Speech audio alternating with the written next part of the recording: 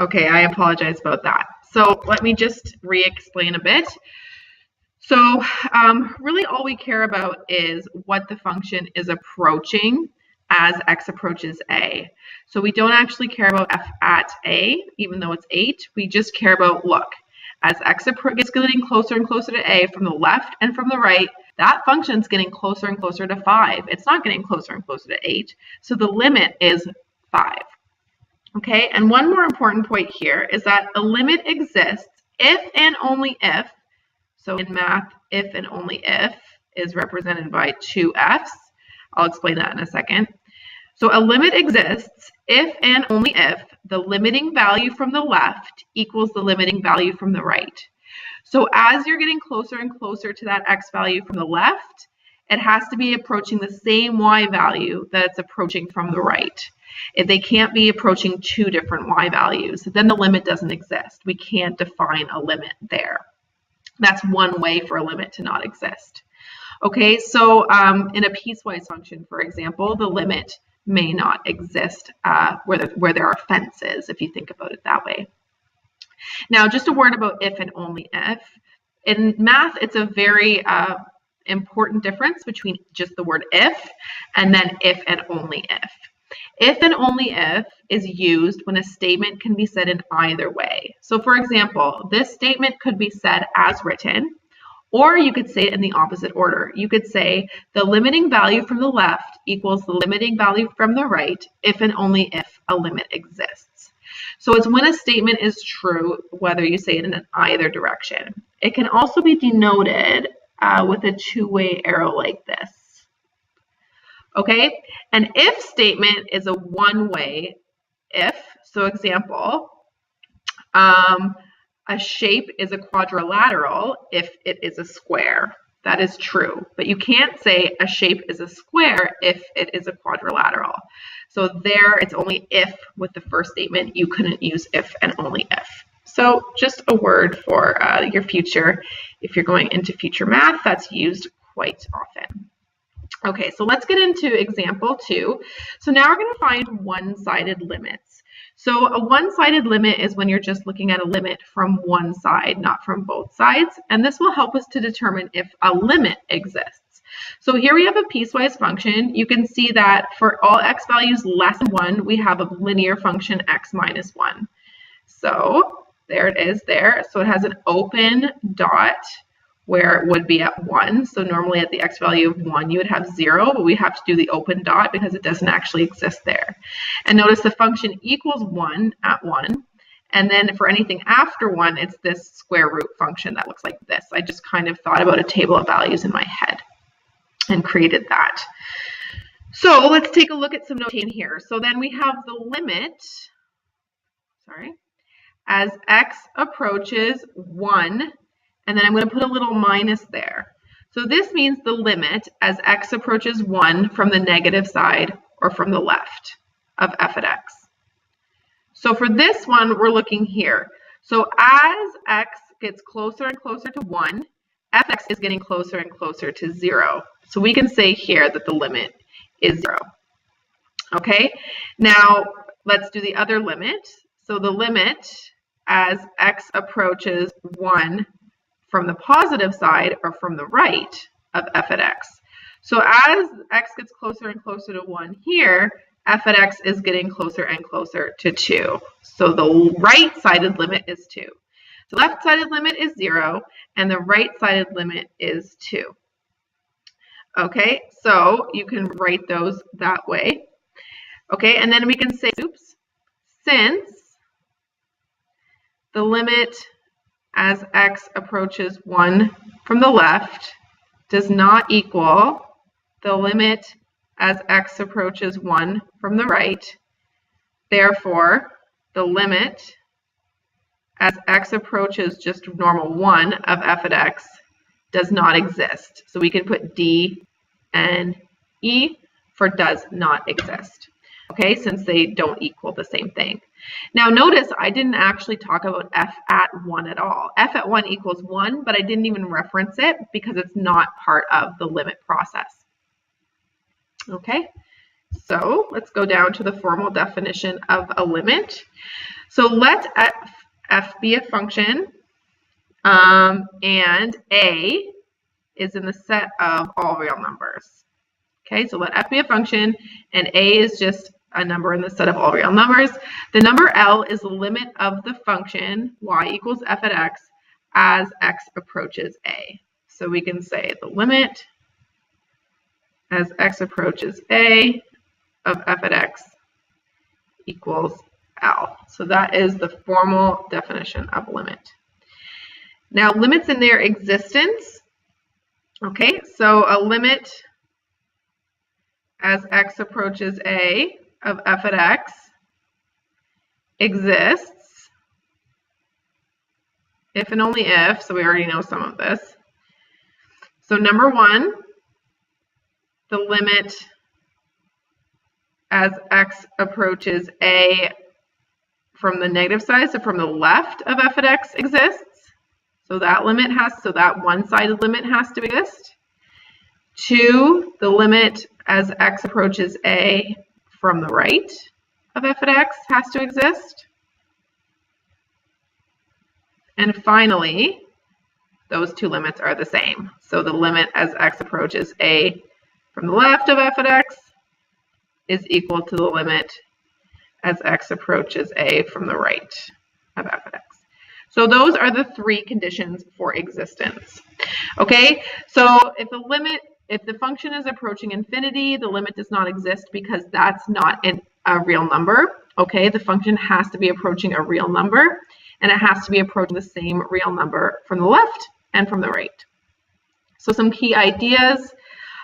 The limit, this is interesting, the limit of a function may exist even if the function is not defined at that point. So even if the function doesn't exist right at a point, its limit might still exist because it still may be approaching the same thing from either side. To evaluate the limit as x approaches a of f at x, you must show that the limit from the left is equal to the limit from the right. If that's not true, then we say the limit does not exist. To evaluate a limit, you can plug and chug. So basically just throw the value of a into the function if you know that f at x is continuous at a. So if you know it's continuous at that point. If it is not apparent that f at x is continuous, you can test values from the left and from the right using either a graph, which you can see in example 3 on page 36, or using a table, as you can see in example 2 on page 35 of your textbook.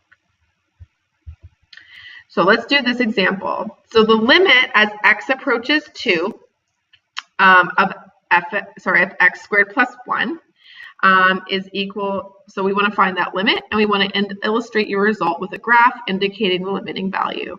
So notice that f at x equals x squared plus 1. That is a quadratic function, so we know that it is continuous for all x values. That function, it's a parabola, it's continuous everywhere. So if we were to actually draw this graph, so x squared plus 1, that's just a normal parabola that's been shifted up 1. Okay, so we could label the coordinate here to 5, and you can indicate that we're finding a limit just using some arrows. So as the function gets closer and closer to 2 from the left and from the right, we have 5. So you would say the limit as x approaches 2 of x squared plus 1 is just equal to 2 squared plus 1, which is equal to 5. So the limit is 5. Okay, same limit from the left and the right, just plug and chug. So how about this one? So sketch a graph that satisfies these conditions. So f at x is equal to -4 if x is less than 3. So let's do 1, 2, 3. So then we'll say that this is -4 down here. So we'll have an open dot indicating just less than 3 and a straight line-ish at -4. And then f is an increasing function when x is greater than 3. Okay, and notice that the limit of x as it approaches 3 from the right of f at x is 1. So that would mean here it's getting closer and closer to 1 So we can put a closed dot there, but, and then just make it an increasing function. But we also could actually write that as an open dot. In fact, f at 3 doesn't even have to be defined. That could be a closed dot or an open dot. All we know is that as the function gets closer and closer to 3 from the right-hand side, the function, sorry, as the x values get closer and closer to 3, the function is getting closer and closer to 1. So this could be a closed dot or an open dot, and that would still satisfy the requirements of the question. Okay, now example 5. Explain why the following limit does not exist. So the limit as x approaches 4 of x over x minus 4. So notice that f at 4 is not defined, but the limit could still exist. So if we put 4 into this function, it will quote unquote break it. We can't do that. So let's check one-sided limits because we can't just plug and chug. So let's check the limit as x approaches 4 from the left of f at x, or x over x minus 4. Sorry, x over, ignore that, x minus 4. So what is happening as we get closer and closer to 4 from the left? So we can check different x values really close to 4. So we can check f at 3.9. Okay, what that equals. You can check f at 3.99. You can see what is happening. Okay, basically you'll notice that you're getting closer and closer to negative infinity. So the limit of this we can write is equal to negative infinity. Now, I have to be clear here. This actually means that the limit does not exist. A limit cannot actually equal infinity or negative infinity because a limit has to be equal to an integer. But for notational purposes only, mathematicians often do this. So in reality, this limit does not exist. But in notational purposes, we can say as x gets closer and closer to 4 from the left, this function is approaching negative infinity. So already we can say the limit doesn't exist because this left-sided limit doesn't exist. Okay, we can check the right-sided limit as well. You'll see it's approaching positive infinity. But already, since one of the sides of the limit doesn't exist, the whole thing doesn't exist. Okay, so negative infinity is not a real number. Sorry, did I say integer before? I meant real number. Is not a real number. Therefore, the limit as x approaches 4 from the right does not exist. Therefore, the limit as x approaches 4, sorry, I should have said of f at x does not exist. Okay. Final question here. So if we let f at x be mx plus b, where m and b are constants, if the limit as x approaches 1 of f at x is -2, and the limit as x approaches -1 of f at x is 4, find m and b. So notice that f at x is continuous because it's a linear function.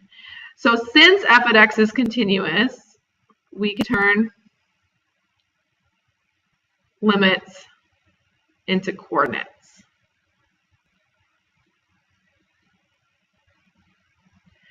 Okay, so because it's continuous, we know that that limit is actually the x value of 1 gives a y value of -2, and the x value of -1 will yield a y value of 4. Again, we can only do this because we know that a linear function is continuous. Now we can just use our grade 9 techniques to find the slope and the y-intercept. So the slope is just 4 minus -2, so 4 plus 2, and -1 minus 1, so 6 over -2, so our slope is -3. And so we have y equals -3x plus b, and we can just throw in one of these points to find the y-intercept. Okay, so let's just put -2 equals -3 times 1 plus b. So b is equal to -2, so it's 1. So we get y equals -3x plus 1. Alrighty. Okay, so now just see how you feel about these success criteria. Are you able to define a limit both formally and in your own words? You know, I love those communication questions. Are you able to find the limit of a function using a table as seen in the textbook examples or plug and chug? And do you know when each of these methods is necessary? So when it's continuous or not continuous. Know how to prove if a limit exists at a given point. Interpret limits as coordinates if the function is continuous.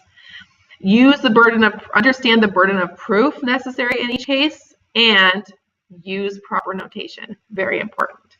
So that's the limit of a function. Thanks for watching, guys. I hope you learned lots.